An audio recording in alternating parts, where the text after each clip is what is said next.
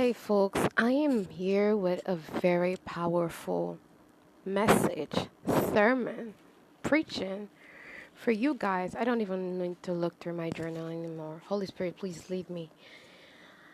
Do you guys, I want to tell you guys something very powerful. Do you know why majority of people who get sexually abused while they live with their parents don't open up? Do you know why? Most victims of sexual abuse, sexual assault, sexual molestation, etc. Do you know why most sexually abused victims don't open up? Okay? Most sexual victims don't talk about don't open up about them being sexually abused, sexually assaulted, sexually molested because they lack the self-confidence. Oh yes. Oh yes, and while I don't want to parody towards some certain groups, I want to speak for myself as a survivor of it, healed and well, doing well, not angry, not feeling like a victim. Don't hate those that did it to me, forgiving them. And this has to do with me realizing that there's purpose in my pain. And that is why I'm making this whole video. If there is anything that I've learned about being a sexually assaulted victim, okay? If there's something I've learned as someone that's gone through that experience, it is that victims, okay? Like the victims of these abuses don't speak up because they lack self-confidence. And you want to know something even more powerful? That self-confidence that they lack stems from the fact that they do not have a connection with their parents. Because most sexually assaulted victims are under their parents. Yes, they're under their parents. But the reason why a lot of sexually abused people don't open up is because they don't have self-confidence. And on this note, I just want to tell you guys, don't mistake a lack of self-confidence with being shy. Everybody can be shy. Everybody can be shy. Everybody is capable of being shy. It happens once in a while.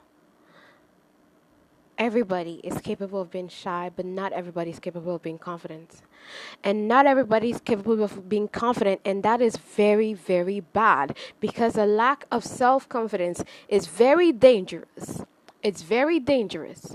A lack of self-confidence is the reason why so many victims of this abuse never speak up.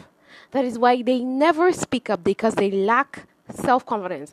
And not just in areas of being abused, but there are different areas where you could make it out. You could be on a stepping stone, reach a mile high, but you lack the confidence.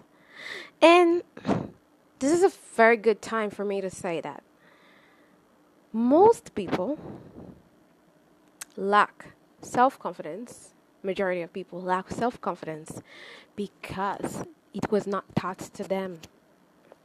It was not taught to them.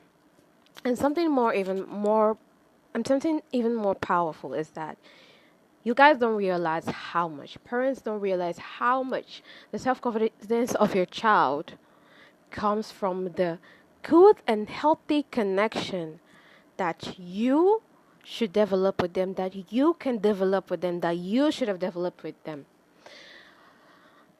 A lot of parents, if they had self-confidence, if they had a good and healthy connection with your children will speak out. That's actually the issue with people out there, minus the parents. It's a self-confidence issue when it comes to being sexually abused. People don't have the confidence to speak out because, well, it was not taught to them. Okay, they did not receive that. They did not receive that teaching through the relationships, through the relationship that they have with their parents. And I know you're looking at me like you're silly, like, oh, you're silly, but I'm talking from experience. If I grew up in a foster home, then that would be different. But I did not grow up in the foster home. I grew up with my parents. Still, I lack self-confidence. Only now when the Lord has given me self-confidence back, slowly given me, because there are different branches of self-confidence. Am I realizing that the reason why I never had self-confidence is that it was never taught to me. And that me even learning what self-confidence meant and affirming it should have come from the connection, the healthy connection that I would have with my parents.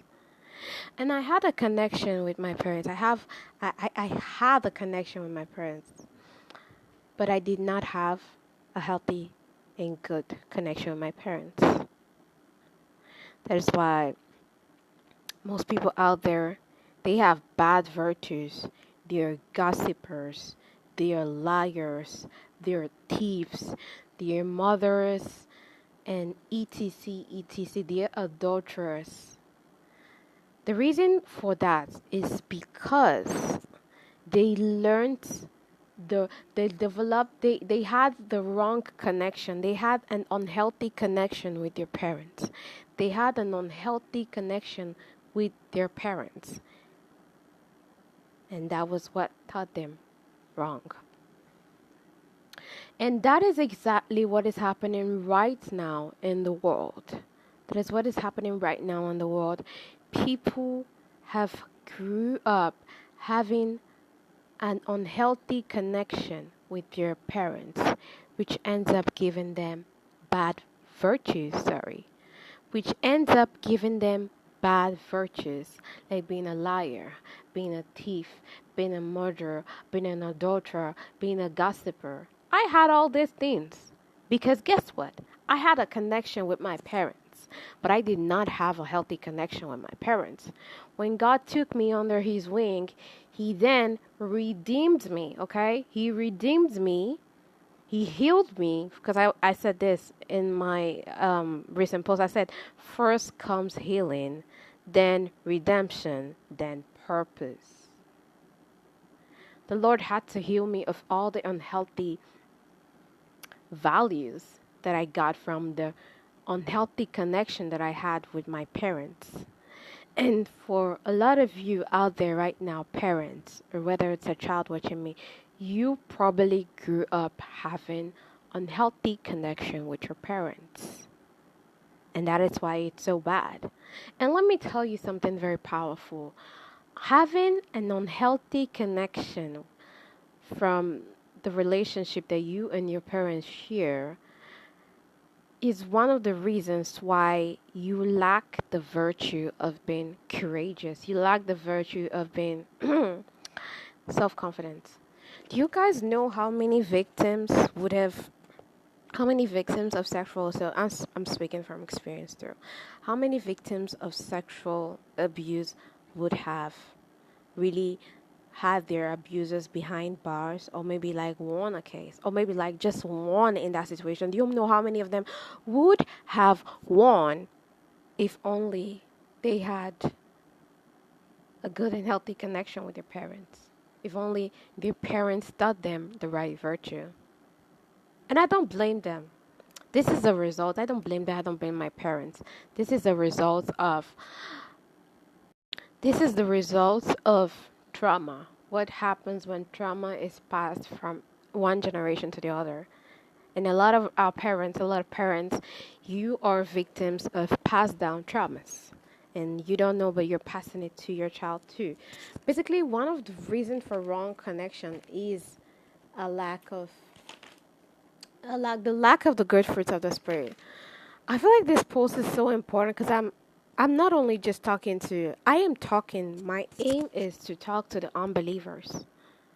My aim is to talk to the believers. That is my aim. Because a lot of you believe in parents, but you still lack the good fruits of the spirit. And when you don't have the good fruits of the spirit, having a connection with your child is going to be absolutely hard. It's going to be absolutely hard. You can try as much as you can to be a better parent. You will never win unless you have the good fruits of the spirit. Because the good fruits of the spirit is not just for having a healthy connection with your children. It's for having a healthy connection with anyone, anyone, anybody. Okay? And the reason why a lot of you don't take all these things into consideration is that you're like, oh, well, I'm her mother, I'm her father. A lot of you, when you give birth, when you become parents, okay, you end up thinking that, oh, well, since I'm a parent now, I shouldn't have to do anything, like the love will grow. The love will not grow. The love will not grow if you don't work on it. It's a relationship. It's not just by blood. It's a relationship that has to be cultivated. Your children have to consider you friends, someone that they can trust. They have to consider you as good people. Okay? Leave being a parent apart. Your children, apart from you being their parents, your children have like an analysis of what they think of you as an individual. Oh yeah. They have an analysis of what they think of you as an individual, okay? And that is what a lot of you don't know before you are a parent. Just because you become a parent, you think that you should not cultivate the relationship. And that's where it gets really, really bad. That's where it gets really, really bad. You guys underestimate the power of having a relationship with your children. You absolutely underestimate it. You think that the relationship's just gonna blossom because like your mother and daughter, or your mother and son, or your father and son, father and daughter. No. Can you plant? Can you plant and then you don't water it? And you don't water it. Is that plant gonna grow? Literally, you must have understood that the plant is a representative of what happens when you don't nurture a relationship. Relationships has to be nurtured. I don't know why you parents think that relationships don't have to be nurtured. You traumatize parents. I don't know why you think that relationships don't have to be nurtured when literally Christ has us literally nurturing he's nurturing. He has us moving to nurture our relationship with him. And you don't want to nurture your relationship with your children? How? As much as I want. It's going to be a very long video. This is 12 minutes already, going 13. So I'm going to end it and I'm going to see if I can do a part 2 where I am reading from my journal, because there are a lot of things that I am not bringing forth through my journal because this is like Holy Spirit inspired. I can't remember on my brain.